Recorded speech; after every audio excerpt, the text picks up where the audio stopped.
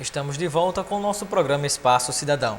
Agora vamos conversar com o ministro Francisco Fausto, que é o presidente do Tribunal Superior do Trabalho, e vai conversar conosco um pouco sobre a sua vida, sobre o seu trabalho à frente do Tribunal Superior do Trabalho e também sobre o livro que ele lançou na última quinta-feira, dia 18, aqui em Natal. Esse livro que tem como tema Viva Getúlio, as areias brancas da memória. Então, vamos conversar com ele agora, nessa entrevista aqui do nosso programa Espaço Cidadão. Boa noite, ministro Francisco Fausto, seja bem-vindo ao nosso programa Espaço Cidadão. Prazer.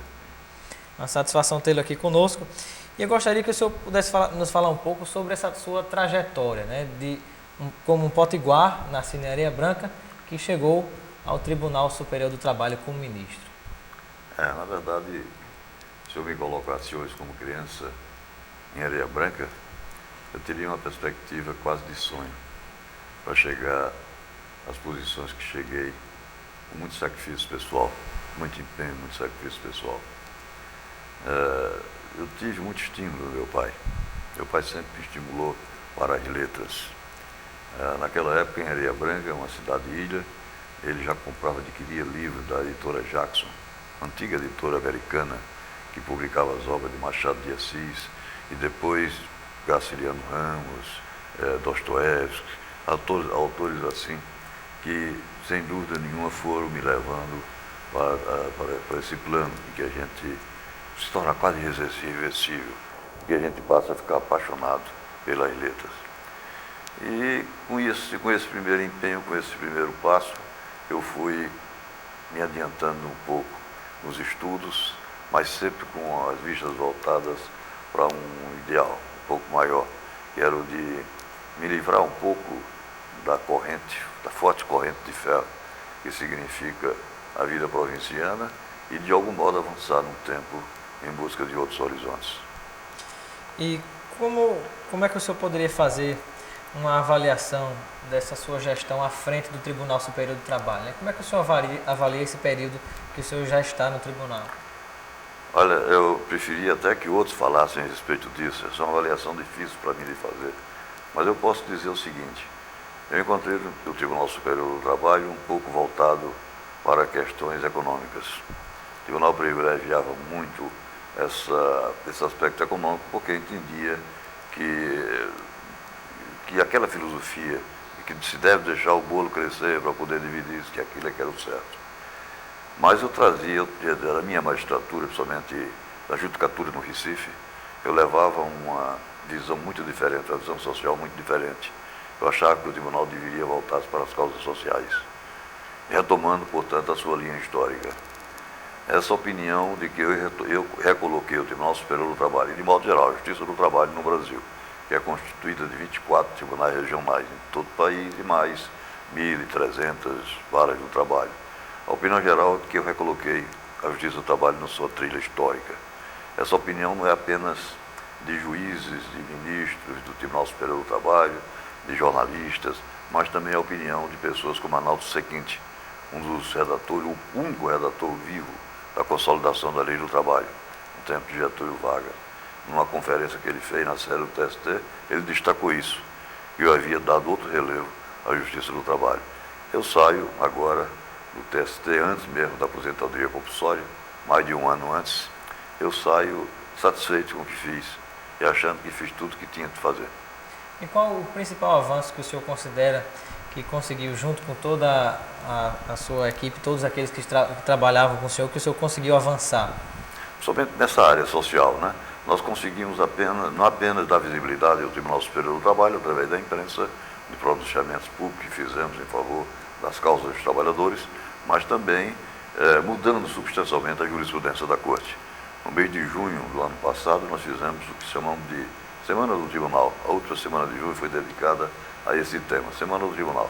Nessa Semana do Tribunal, nós revizemos praticamente toda a jurisprudência simulada do Tribunal Superior do Trabalho, modificamos os procedimentos internos e fizemos várias propostas legislativas de alteração da lei processual.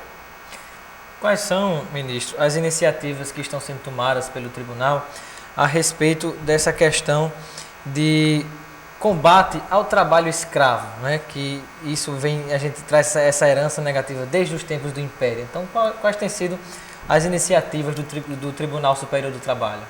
Essa questão do trabalho escravo me parece que é o ponto mais alto da minha administração no TST. Na verdade, poucas semanas depois da minha posse, eu recebi no TST a visita de uma comissão formada pelo Ministério Público do Trabalho, pela OAB, pela Organização Internacional do Trabalho e pela Pastoral da Terra. Ele me levava notícias do trabalho escravo no sul do Pará, somente ali, no sul do Pará. E me levavam não apenas a notícia, mas também documentos provando a existência dessa mazela social que ocorre, infelizmente ocorre, depois se verificou, não apenas no sul do Pará, mas em todo o país. A partir dali eu comecei a enfrentar essa questão, anunciando a formação de uma vara do trabalho itinerante que iria percorrer todos aqueles caminhos difíceis lá no sul, lá na Grande Amazônia, né? Na Grande Amazônia. Recebi depois um convite do Ministério da Justiça para que apresentasse esse projeto de vara itinerante. Eu apresentei ainda no governo anterior, esse projeto de vara anterior, fiquei um pouco decepcionado, porque eles me pediram 45 dias para nomear uma comissão que iria estudar o meu projeto. Isso, de certo modo, me deixou um pouco acanhado nas minhas tarefas com o trabalho escravo, mas eu denunciei o fato na imprensa. Denunciei o fato porque eu nunca fiquei calado. Nessas horas eu sempre dou visibilidade, eu penso o que quero fazer. Denunciei o fato e, finalmente, no Congresso da OAB em Salvador, eu fiz também alguns pronunciamentos muito veementes e que tiveram uma repercussão muito grande. Tanto assim que recebi um pedido de audiência do Dr. Javillier, que é diretor de normas internacionais da Organização Internacional do Trabalho. Ele me pediu uma audiência em Brasília, ainda do Genebra, ele estava em Genebra, pediu essa audiência. Eu disse que, infelizmente, na época que ele pedia, eu estaria em São Paulo, um compromisso em São Paulo. Ele me disse que iria a São Paulo e foi a São Paulo. O Dr. Javillier foi a São Paulo e me convidou para fazer 2 conferências, uma em Turim e outra em Genebra, a respeito do trabalho escravo. Nesse momento eu senti que a nossa campanha estava causando um efeito muito bom no sentido de erradicação do trabalho escravo no Brasil. Recomendei aos tribunais regionais do trabalho que condenassem não apenas as indenizações trabalhistas. Essa recomendação deveria ser repassada, é claro, ao juízo de vara do trabalho. E condenassem não apenas as indenizações trabalhistas, que será o comum, condenar a indenização trabalhista. Também isso, criminal. Não, sim, mas a criminal nós não podíamos fazer porque não tínhamos competência. A criminal é da Justiça Federal, que ainda discutia essa competência com a Justiça Estadual. Mas eu queria que não apenas condenasse na indenização trabalhista, mas também em danos morais. Porque isso poderia agitar mais a questão, criar um ambiente mais favorável a esse projeto de erradicação do trabalho escravo no país. Todas as áreas do trabalho passaram a fazer isso. A Justiça do Trabalho passou a ter uma atuação extraordinária nessa área, muito reconhecida, inclusive pelo governo do presidente Lula, que me conferiu, no fim do ano passado, o Prêmio de Direitos Humanos, por conta do meu empenho no combate ao trabalho escravo. O senhor poderia externar a sua opinião a respeito do controle externo do judiciário? O senhor é favorável ou não? Eu sou absolutamente contrário ao controle externo. Eu entendo o seguinte, que nós somos um poder de Estado.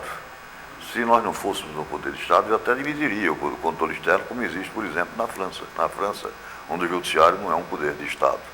Mas acontece que a França está marchando no sentido de fazer com que o judiciário se torne um poder de Estado. Né? Até porque essa divisão tripartite é da doutrina francesa. Mas nós caminhamos na contramão da história.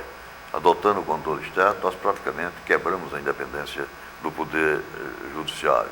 Dizer-se, por exemplo, não, vai apenas interferir na administração dos tribunais e não nas decisões de juízes, isso é uma balela. Isso não funciona assim, absolutamente não funciona assim. Há casos terríveis que nós sabemos de influências políticas que tentam, de qualquer maneira, dobrar as decisões judiciais no Brasil, e nós resistimos, sempre resistimos. O pior de tudo isso, o irônico em tudo isso, é que o controle externo está sendo pedido, sobretudo, pelo PT. Se nós tivéssemos, em 64, o controle externo, nenhum petista teria conseguido um habeas corpus, porque o governo não permitiria, e controlaria o judiciário através desse conselho. que aconteceu em 64 e nos anos posteriores dos governos militares. Os juízes passaram a dar habeas corpus, os juízes passaram a agir independentemente e o governo central não teve condições de controlar isso. Hoje ele pode controlar, através desse conselho que está sendo formado de maneira irresponsável, eu diria até isso, de maneira irresponsável, porque é triste de um país que não tem um judiciário independente. Então seria realmente tirar a independência do Poder Judiciário. É esse o meu ponto de vista. Certo.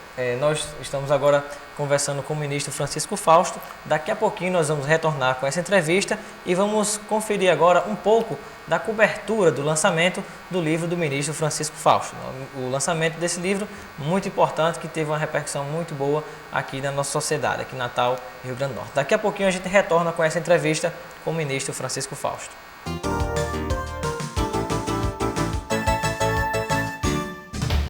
Então vocês, telespectadores, acabaram de observar um pouco da cobertura, né, desse evento muito importante que foi o lançamento do livro do ministro Francisco Fausto. Agora vamos continuar a entrevista aqui com o ministro, tratando um pouco de mais algumas questões polêmicas a respeito da reforma do judiciário e também vamos entrar no assunto do livro propriamente dito. Então eu gostaria que o senhor pudesse nos falar um pouco sobre a questão da súmula vinculante. Eu peço que o senhor explique exatamente para o telespectador aqui do programa Espaço Cidadão o que é a súmula vinculante e qual a sua opinião a respeito dessa questão que está sendo discutida no cenário nacional. O princípio da súmula vinculante vem mais do direito americano, quer dizer, o princípio do estado indeciso. A gente vê isso constantemente em filmes, a gente sempre acompanha quando há questionamentos na Suprema Corte dos Estados Unidos, os advogados chegam e dizem, no caso tal, falando de tal quanto o Estado, etc., a Suprema Corte decidiu dessa maneira. Isso vai formando uma opinião que se consolida no tempo através da jurisprudência. A súmula vinculante é tudo aquilo que foi decidido constantemente e reiteradamente pelos tribunais superiores e que devem ser aplicados obrigatoriamente pelos tribunais inferiores. É assim que se dá o processo da súmula vinculante. É evidente que contra ela há um princípio também que cria uma certa dificuldade, né, para que se aceite a súmula vinculante. É o princípio do juiz natural. De certo modo, ela violenta esse princípio do juiz natural, significando que aqui, quando você apresenta a sua questão no juiz de direito, juiz do trabalho, da vara do trabalho, de primeira instância, você já apresenta sabendo que ele não pode decidir de outra maneira, senão de acordo com o que foi enunciado pelos tribunais superiores. Essa súmula vinculante, no entanto, não será toda e qualquer decisão nos tribunais superiores, não. Serão decisões selecionadas pelos tribunais superiores. Nós queremos que isso aqui seja sumulado de maneira a vincular todas as decisões superiores ao que nós estamos decidindo. E aí dizemos quais são essas súmulas. Normalmente, estruturalmente, é isso a súmula vinculante. Eu sou favorável à adoção da súmula vinculante. A proposta de reforma do Judiciário cria a súmula vinculante de maneira muito clara apenas para o Supremo Tribunal Federal. De maneira um pouco menos clara, ela cria também para o Superior Tribunal de Justiça. Deixou à margem o Tribunal Superior do Trabalho. Nós estivemos lá no Congresso Nacional, no Senado Federal, conversamos com alguns senadores, inclusive do Rio Grande do Norte, mas também com o senador Demóstenes, que havia pedido vista do processo, do projeto, e de outros senadores. Nós conversávamos pedindo também essa súmula vinculante, o mesmo dispositivo que existe para o STJ, para o Tribunal Superior do Trabalho. É verdade que o direito do trabalho é um direito social mais dinâmico, eu diria mais dinâmico. É um direito feito pelo fato social e o fato social é dinâmico, ele se renova a cada momento. De modo que é possível que a súmula vinculante seja de difícil aplicação no direito do trabalho, mas só isso vai permitir que se resolva o problema de 250 mil processos que nós temos atualmente no Tribunal Superior do Trabalho, significando que cada ministro do TST tem mais de 10 mil processos sob a sua guarda para o julgamento imediato. Então isso daria mais celeridade a esses processos? Mais celeridade, até porque nós não teríamos decisões mais conflitantes com o que for decidido na súmula vinculante. Que é muito importante. E entrando nessa questão da celeridade, eu faço uma pergunta ao ministro. O senhor avalia que a justiça é lenta ou não? E se ela é lenta, por que ela é lenta? A que se deve essa lentidão? Olha, a justiça de fato é lenta, não tenha dúvida de que ela é lenta. Mas ela se deve não aos juízes, que trabalhem muito. E o nosso período de trabalho, nós trabalhamos o dia todo. Então, pela manhã, saímos à noite. E nós levamos processos para casa em fim de semana. Então, é um trabalho extenuante. Mas acontece que a justiça é lenta, não por isso, pelo juízo, mas pelas leis processuais que nós temos. Em 1973, quando foi editado o Código de Processo Civil, o atual Código de Processo Civil, era corregedor-geral da Justiça do Trabalho o ministro Mozart Victor Russumano, que é um dos grandes autores de direito de trabalho da América Latina. E ele fez uma circular a todos os tribunais regionais pedindo que transmitissem aos juízes de primeira instância a recomendação, no sentido de que aplicassem o Código, as normas processuais trabalhistas com muita discrição, com muita prudência, porque em muitos aspectos eram incompatíveis com dois princípios do processo trabalhista, a oralidade e a celeridade. Infelizmente, nós passamos a fazer concursos cada vez mais exigentes e a matéria processual entrava de maneira muito clara no temário do concurso. De tal maneira que os novos juízes, de quem era exigido o conhecimento dessa matéria, simplesmente aplicavam os princípios processuais sem qualquer divergência no que se diz respeito às normas trabalhistas específicas.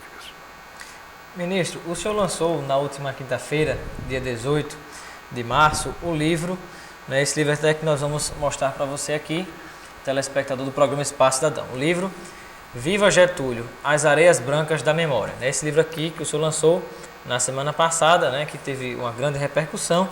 E eu gostaria que o senhor pudesse, primeiramente, nos falar sobre o título, né? Por que esse título, Viva Getúlio, As Areias Brancas da Memória? Qual é a relação desse livro com Getúlio Vargas? Sem dúvida nenhuma eu me refiro a Getúlio Vargas. Mas acontece que Getúlio Vargas não é o centro do meu livro, não é absolutamente o tema principal do meu livro.